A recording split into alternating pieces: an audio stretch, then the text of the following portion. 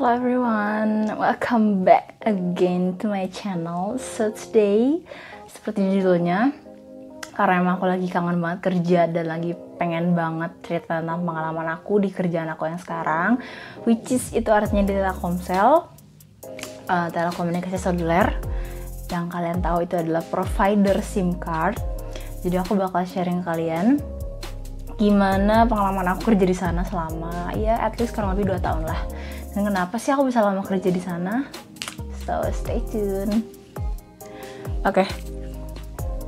Pertama-tama, I'm gonna be honest with you, all of you. Maksudnya aku bakal jujur ke kalian kalau aku tuh masuk ke Telkomsel itu bukan dari pure usaha aku sendiri, karena Telkomsel itu kan kalian tahu itu perusahaan yang gede dan itu tuh bukan perusahaan yang bisa dibilang orang tuh gampang masuk.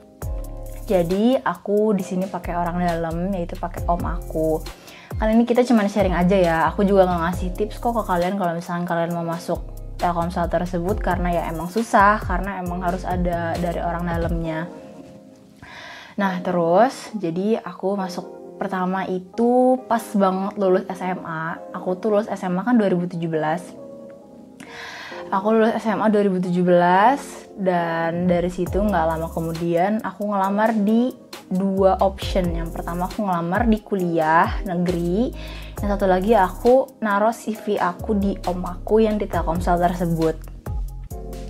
Udah begitu, pertama pengumumannya itu duluan si universitas itu dan ternyata aku nggak diterima, aku ditolak. Karena emang nggak sungguh-sungguh sih, kayak cuman ya udah iseng-iseng doang.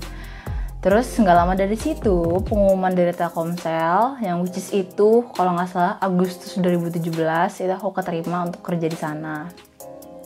Oke, namanya anak SMA baru lulus terus kerja di Telkomsel di perusahaan yang gede ya udah siapa yang nggak excited sih gitu kan. Udah begitu akhirnya aku kerja di sana, aku bawa barang-barang aku ngekos karena rumah aku sekarang di Cianjur dan itu adanya tuh di Telkomsel TB Simatupang, which is itu di Jakarta Selatan di depan Cilandak Town Square. Di situ pertama kali aku ingat banget, aku tuh pakai baju biru, pakai celana hitam. Terus aku di situ dikumpulin sama teman-teman seangkatan aku ataupun satu batch lah istilah kata ya. Udah begitu, akhirnya aku disuruh kerja, aku dikasih tahu prospek kerja aku seperti ini. Intinya tentang kartu perdana, intinya tentang SIM card, udah itu doang intinya ya. Terus kan kayak ya udah aku masih bertanya-tanya kerjanya seperti apa, terus gajinya berapa dan lain sebagainya. Akhirnya di hari pertama itu aku datang, aku langsung di interview dulu. Di interview dulu aku dikasih tahu prospek kerjanya seperti apa, gajinya berapa, perharinya berapa, hitungan lemburnya berapa. Udah begitu, oke, aku nggak tahu jawaban dari hasil interview itu. Kalau nggak salah aku juga di tes koran waktu itu. Kalau kalian nggak tahu tes koran bisa searching di Google. Terus aku di interview sama 2 orang. Udah begitu, besokan harinya aku belum ada kabar lagi. Akhirnya 3 hari atau 2 hari dari situ aku dapat kabar kalau aku tuh keterima di Telkomsel tersebut. Udah tuh akhirnya aku kerja, nggak di training sih, maksudnya trainingnya langsung kerja gitu loh. Intinya sih ini ya, jatuhnya kayak pabrik. Cuman pabriknya tuh ya namanya Telkomsel, sepabrik-pabriknya pasti duitnya nggak bisa bohong dong, maksudnya gede gitu kan. Jadi aku tuh kerja di lantai 3 which is itu bagian bisa dibilang tuh kayak pengepakan gitu ya, pengepakan tapi bisa beribu-ribu piece untuk satu harinya. Yang which is itu aku pengepakannya itu kartu perdananya. Kayak Telkomsel kan ada AS, ada Halo, ada Loop, ada Simpati gitu. Jadi di situ aku diajarin gimana cara ngepakin kartunya, gimana cara biar nomornya nggak salah dan lain sebagainya. Udah di situ aku kerja tuh sistemnya yang pertama aku tuh dikontrak selama 3 bulan. Udah 3 bulan terus kinerja aku bagus, aku meningkat skillnya, aku dikontrak lagi jadi 6 bulan. Terus aku dikontrak lagi jadi 1 tahun. Di 1 tahun itu ya emang udah ada tanda tangan kontraknya kalau misalkan aku tuh perjanjiannya sampai tanggal segini, tanggal segini, tanggal segini. Oke, aku tanda tangan di atas materai. Aku mau cerita, ketika aku masuk itu bener-bener produksi tuh lagi banyak banget. Yang which is artinya itu tuh produksi kartu perdana tuh lagi banyak-banyaknya. Dan aku tuh kerja di satu ruangan itu lebih kayak dari 150 orang. Jadi semua itu emang bener-bener berisik banget. Cuman kayak kita tuh kerja sendiri gitu loh, sesuai dengan skill kita. Ketika kita bisa ngejar si pengepakan kartu itu dengan cepat, ya kita bisa pulang dengan cepat. Kebetulan aku orangnya, bukan kebetulan sih, kayak aku orangnya rapi juga, aku orangnya cepet, jadinya aku bisa pulang tepat waktu. Dan asal kalian tahu, ketika aku masuk itu aku udah disuruh lembur. Bayangin, kayak kan normalnya dari jam 8 pagi sampai jam 5 sore. Aku tuh lembur sampai jam 8 malam ataupun jam 9 malam, dan itu nggak 1 jam per lemburnya itu, waktu itu tuh masih 20.000. Ya kalian bisa kalian aja, kalau misalkan 1 hari lembur 3 jam, 1 hari lembur 5 jam, dikaliin 20 hari jadi berapa. Karena kan kita kerja Sabtu Minggu libur, jadi kerjanya itu Senin sampai Jumat. Terus udah begitu, aku jalanin aja. Terus aku ngulik lagi caranya biar aku cepet, biar aku rapi, biar aku nggak salah gitu. Karena balik lagi ke diri kita, kalau emang salah ya kita juga yang dimarahin gitu. Kita juga yang bakal responsibility, kita juga yang bakal bertanggung jawab. Udah gitu aku betah di situ karena emang pertama lingkungannya enak, orang-orangnya enak. Terus juga aku bisa bergabung dengan geng aku, bukan geng ya, kayak grup namanya Majelis Tengkorak, dan itu tuh emang rata-rata isinya cowok semua. Cuman ya aku nyaman aja dengan perkumpulan mereka, dan omongan-omongan mereka tuh emang bisa ngebimbing aku banget gitu. Di situ banyak banget pengalaman yang aku dapet. Terus dari situ juga aku bisa beli ini itu karena aku udah ada penghasilan. Oh iya, waktu itu aku ngekos dan aku tuh baru banget kerja di daerah situ, daerah selatan. Soalnya kan mama sama papa aku kan basicnya di Jakartanya di Cipinang, maksudnya aslinya gitu. Jadi ketika aku kerja di selatan, aku bingung aku harus tinggal di mana. Akhirnya aku memutuskan untuk ngekos. Dari ngekosnya aku pilih yang dekat, which is itu jalan kaki. Ketika aku jalan kaki dan aku menemukan kosan yang bener-bener comfy banget, yang bener-bener ya udah tinggal ada AC, ada TV, ada shower, ada water heater, terus juga dicuciin, terus juga disediain galon. Dan but you know lah harga selatan dan di Jakarta itu seperti apa. Aku tuh pertama kali tuh bayar kosan tuh 1.750.000. Terus ini kayak itu tuh bener-bener mahal banget. Dan aku masih inget banget gaji pertama aku. Jadi kalau misalkan awal-awal masuk itu dihitungnya masih per 15 hari gajinya. Gaji pertama aku itu 2.250.000 itu per 11 hari ya. 2.250.000, terus aku mikir dikurangin 1.750.000 buat bayar kosan.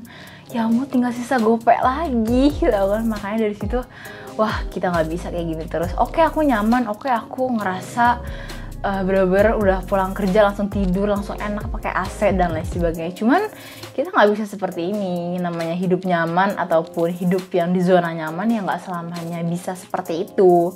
Jadi akhirnya aku ketika udah mulai akrab, udah mulai lama kerja di situ, jadinya aku tanya-tanya lah ke teman-teman aku yang ngekos di belakang juga, ngekos di belakang kantor. Ada yang harganya miring, cuman ya fasilitasnya sesuai lah dengan harga. Nah terus udah gitu akhirnya aku pindah lagi ke belakang yang rada jauh dikit tapi masih jalan kaki. Itu cuma ngurangin gopek doang, yang which is itu artinya jadinya 1.250.000. Ya udahlah, resiko gitu kan, karena aku juga belum ada motor kan, jadi masih jalan aja waktu sampai saat itu. Akhirnya pindah sampai finally aku berapa kali pindah ya, entah 3 atau 4 gitu, karena emang bener-bener nyari yang nyaman sama harganya emang cocok buat pekerjaan kayak aku. Akhirnya aku dapet kosan yang harganya 850, tapi emang udah bener-bener comfy banget, dan itu aku betah di situ sampai lebih dari setahunan. Jadi udah kayak gitu ya udah, sekarang aku lagi WFH, lagi dipekerjakan di rumah. Jadi sistemnya di Telkomsel, di Telkomsel itu nggak ada karyawan tetap. Jadi paling sih udah segitu doang.